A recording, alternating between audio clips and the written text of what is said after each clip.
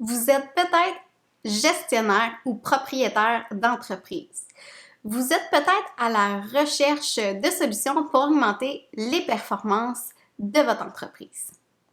Bien, aujourd'hui, j'ai envie de vous présenter l'outil MPO, l'outil d'inventaire de personnalité, d'inventaire de talent, ainsi que du style de communication qui peut nous aider dans une panoplie de bonnes pratiques en gestion des ressources humaines. Je vais vous donner quelques exemples. Si vous êtes à la recherche d'éviter de faire des erreurs d'embauche, bien, il s'agit d'un outil approprié pour aller regarder si la personnalité de la personne va correspondre vraiment à la personnalité du poste recherché. Vous savez, on n'a pas tous les talents, on n'a pas tous les mêmes talents naturels et on n'a pas tous la même personnalité non plus. Donc, c'est impossible de correspondre à tous les types de postes. Donc, comment on fait pour intégrer ce processus-là? Bien, souvent, ce que je fais, c'est quand j'accompagne les entreprises, on va regarder ensemble, en fait, les tâches que va devoir faire cette personne-là et son style de personnalité qu'elle devra avoir aussi pour occuper cet emploi-là.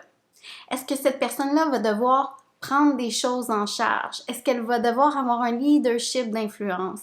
Est-ce qu'elle va plutôt être dans la collaboration? Est-ce que c'est un poste qui nécessite beaucoup de rapidité?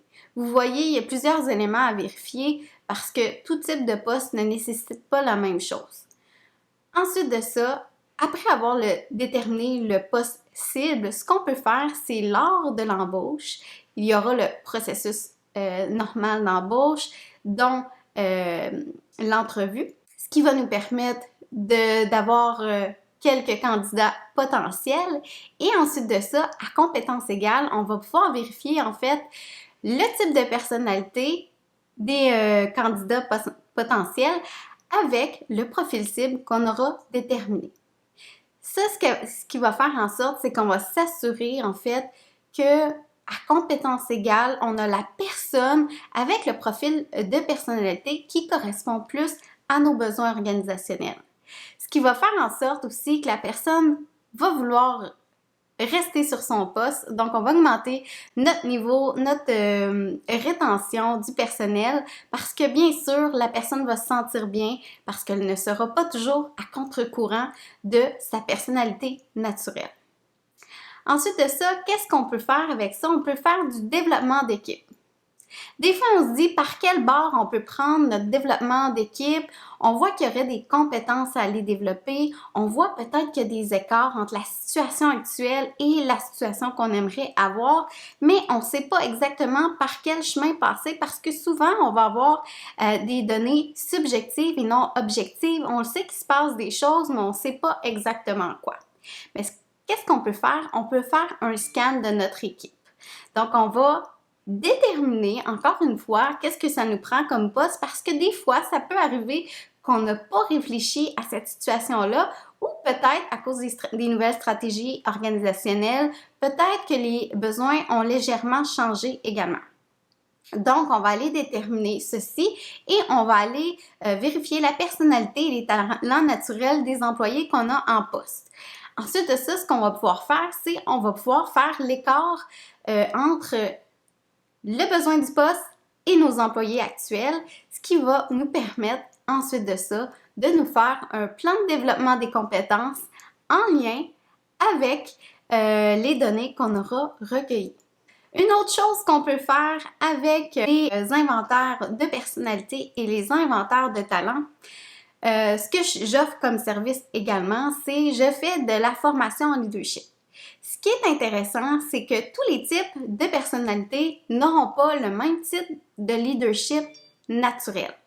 Ce que ça permet de faire, d'avoir cet inventaire de personnalité et ou de talent également pour nos gestionnaires en entreprise, c'est que ça va nous permettre de, bien sûr, aller regarder la situation actuelle, la situation désirée et les écarts, faire un plan de développement des compétences aux besoins, mais dans un processus, par exemple, de formation en leadership, ça va surtout nous permettre et leur permettre de faire des prises de conscience sur qui ils sont naturellement. Vous savez, on ne change pas ce dont on n'a pas conscience, donc c'est un excellent outil pour amener à la conscience certaines choses qu'on sait probablement déjà inconsciemment, mais qu'ensuite on peut aller poser des actions concrètes pour le changer au conscient.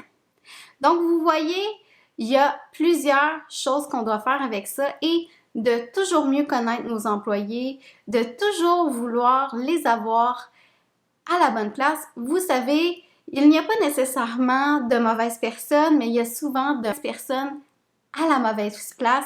Et souvent, il y a plusieurs raisons pour ça. Des fois, c'est qu'on n'a pas déterminé qu'est-ce qu'on voulait comme poste avant d'embaucher, donc c'est impossible d'avoir une référence initiale. Et certaines fois aussi, on a regardé les compétences, mais pas nécessairement la personnalité de la personne avant d'embaucher cette personne-là.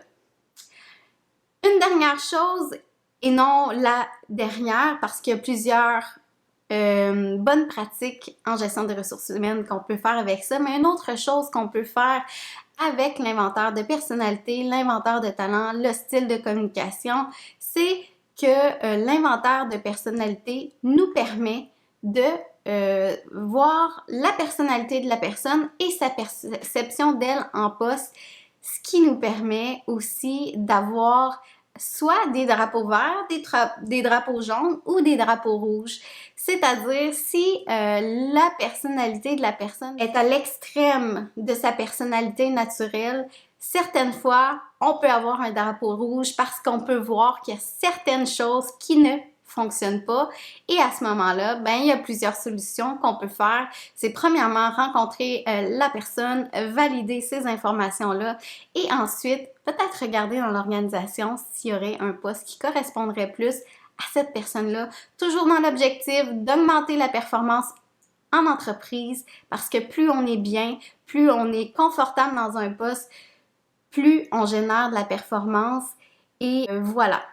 Donc, je pense que vous avez compris quand même les éléments essentiels de l'outil d'évaluation psychométrique MPO, donc les inventaires de personnalité, de talent et de communication.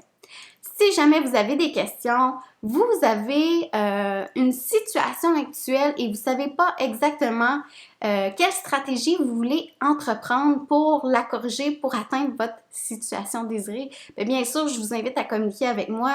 J'ai des solutions pour vous. Donc, je vous invite à communiquer avec moi au edit@commercial-authentique-management.ca. Merci.